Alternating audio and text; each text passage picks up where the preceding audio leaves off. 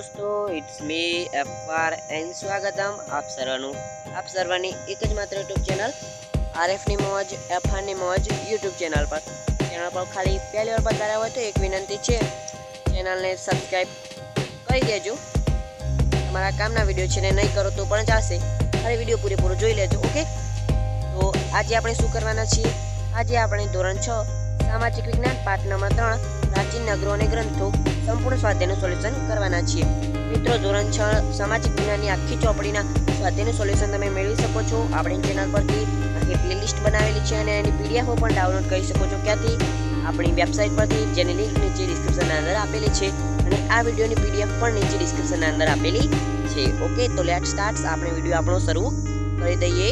Okay, અને મિત્રો આની સાથે સાથે આપણી ચેનલ પર ધોરણ 6, 7, 8 અને 9 તમામ ધોરણની સામાજિક વિજ્ઞાનના પ્રશ્નો સ્વાધ્યાયનું સોલ્યુશન કરાવવામાં આવે છે અને આખી ચોપડીઓનું સ્વાધ્યાયનું સોલ્યુશન સામાજિક વિજ્ઞાનનું કરીને મૂકેલી છે વિડિયો, તો જોઈ શકો છો। કે જોઈ લઈએ, પહેલો પ્રશ્ન છે, નીચે આપેલ પ્રશ્નોના વિકલ્પોમાંથી યોગ્ય વિકલ્પ પસંદ કરી ઉત્તર લખો। એના અંદર પહેલો છે, સિંધુ ખીણ સભ્યતાના અવશેષો સૌપ્રથમ કયા સ્થળેથી મળી આવ્યા? જવાબ આવશે હડપ્પા સ્થળેથી મળી આવ્યા હતા। આગળ જોઈ લઈએ મિત્રો, આગળ આપણો પ્રશ્ન છે હડપ્પા સભ્યતાનું કૃષિ ક્રાંતિનું મથક કયું નગર હતું? જવાબ આવશે કાલીબંગાની કૃષિ ક્રાંતિનું મથક હતું।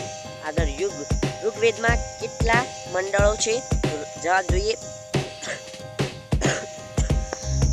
ઋગ્વેદના અંદર 10 મંડળો છે। ઓકે, આગળ જોઈ લે મિત્રો, આગળ આપણો પ્રશ્ન છે પ્રશ્ન નંબર 2, ટૂંકમાં ઉત્તર આપો। એના અંદર પહેલું છે, હડપ્પા સભ્યતાના નગરના રસ્તાઓનો પરિચય આપો। જે રસ્તાઓ કહે કે ઊભી શેરીઓ કહીએ, હા, એના વિશે પરિચય લખવાનો છે। પરિચય એટલે કે એના વિશે લખવાનું છે।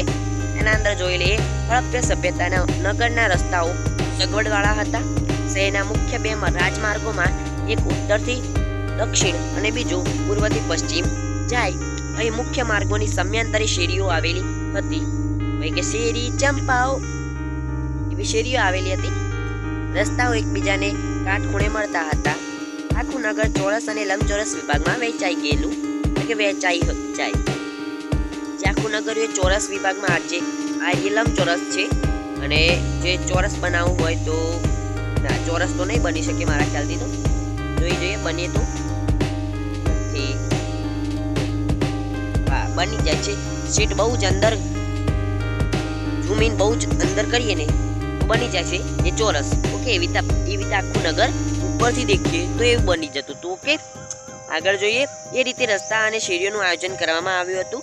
જાહેર રસ્તાઓ પર રાત્રિ પ્રકાશની વ્યવસ્થા હતી। જે જાહેર રસ્તા છે, અત્યારે જે ટ્યુબલાઇટ અને બલ્બ નાખે છે એની જગ્યાએ અત્યારે એ વખતની સગવડતા હશે, જે તેલ કહીએ, દીવા કહીએ, એવું કરતા હશે। હા, એવી તો કરતા હોય, એવી રીતે એવી જાહેર પ્રકાશની શરૂઆત હતી, રાત્રિ પ્રકાશની। ઓકે, આગળ બીજો પ્રશ્ન છે, હડપ્પા પ્રજાની સર્જન શક્તિ અને કલા કામગીરી રમકડામાં વ્યક્ત થાય છે। વિધાન સમજાવો। હડપ્પા સભ્યતાના અવશેષોમાં રમકડા મળી આવ્યા છે, તે દર્શાવે છે કે આ સમયના લોકો બાળપ્રેમી હતા। સિંધુ ખીણની સભ્યતાના લોકોએ પોતાના બાળકો માટે વિવિધ પ્રકારના રમકડા બનાવ્યા હતા। તેમાં પંખી આકારની સિસોટીઓ, ઘૂઘરા, ગાડા, લખોટી, પશુ પક્ષી અને સ્ત્રી પુરુષ આકારના રમકડા, માથું હલાવતા પ્રાણી, ઝાડ પર ચડતા વાનરની કરામત દર્શાવતા રમકડા મુખ્ય છે। આ પરથી કહી શકીએ કે હડપ્પા પ્રજાની સર્જન શક્તિ અને કલા કારીગરી રમકડામાં વ્યક્ત થાય છે। ઓકે, આગળ જોઈએ, આગળ લોથલ વિશે નોંધ લખો। લોથલ પ્રશ્ન નંબર 3 છે, લોથલ વિશે નોંધ। લોથલ અમદાવાદ જિલ્લામાં ધોળકા તાલુકામાં ભોગાવો નદીના કિનારે આવેલું છે। તે પ્રાચીન સમયમાં એક વેપારી બંદર અને ઔદ્યોગિક નગર હતું। અહીંથી એક માળખું મળી આવ્યું છે, તેને ધક્કો એટલે કે ડોક હાર્ડ માનવામાં આવે છે। અહીં આવતા વાહનોને ભરતીના સમયે લાંગરીને માલ સામાનને ચડાવવા ઉતારવાના ઉપયોગમાં તે આવતો હશે એવું માની શકાય છે। આ ઉપરાંત લોથલમાંથી બખારો અને મણકા બનાવવાની ફેક્ટરી પણ મળી આવી છે. આ બધા અવશેષો દર્શાવે છે કે લોથલ સિંધુ ખીણની સંસ્કૃતિનું સમૃદ્ધ શહેર, અગત્યનું આંતરરાષ્ટ્રીય બંદર અને વેપારી મથક હતું. ઓકે, આગળ જોઈ લઈએ. પ્રશ્ન નંબર 3 છે મિત્રો આપણો, ખાલી જગ્યા પૂરો. એના અંદર પહેલો છે કાલીબંગાન હાલ ખાલી જગ્યા રાજ્યમાં આવેલું છે. તો કાલીબંગાન, કાલીચરણ નહીં હો, કાલીચરણ નહીં, પ્રેસ પિક્ચરની અંદર આવે કાલીચરણ નહીં, કાલીબંગાન રાજસ્થાનની અંદર આવેલું છે. હડપ્પા સભ્યતામાંથી મળી આવેલ સ્નાનગૃહ મોહેંજો-દડો નગરમાં આવેલ છે.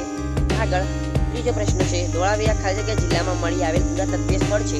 તો કચ્છ જિલ્લાની અંદર મળી આવેલ છે. આગળ જોઈ લે. આગળ આપણું છે નીચેના વિધાનો ખરા છે કે ખોટા એ લખો. એના અંદર જોઈએ તો હડપ્પા સભ્યતાના મિસર સભ્યતાને સમકાલીન માનવામાં આવે છે. એના અંદર જવાબ હશે ખોટું. આગળ જોઈએ ધોળાવીરામાં વરસાદની પાણીના સંગ્રહની વ્યવસ્થા હતી. તો જવાબ આવશે સાચું.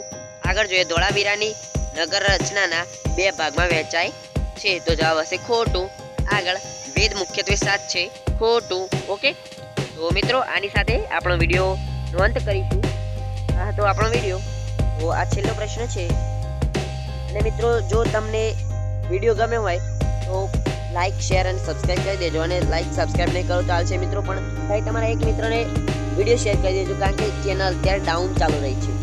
ચેનલ અત્યારે ડાઉન જઈ રહી છે એટલા માટે. ઓકે મિત્રો, તો ખાલી કરી દેજો લાઈક, સબસ્ક્રાઇબ. મન હોય તો, ગમે તો, નહીતર તમારા મિત્રોને શેર કરી દેજો, એટલી વિનંતી છે મારી. અને મિત્રો આપણા વોટ્સઅપ ગ્રુપ અને ટેલિગ્રામ ગ્રુપના અંદર જોડાઈ જજો, લિંક ઇન ડિસ્ક્રિપ્શન, કારણ કે ત્યાં હું બધી જ માહિતી અપ ટુ ડેટ મૂકતો રહું છું. ઓકે, તો આ હતું આપણું.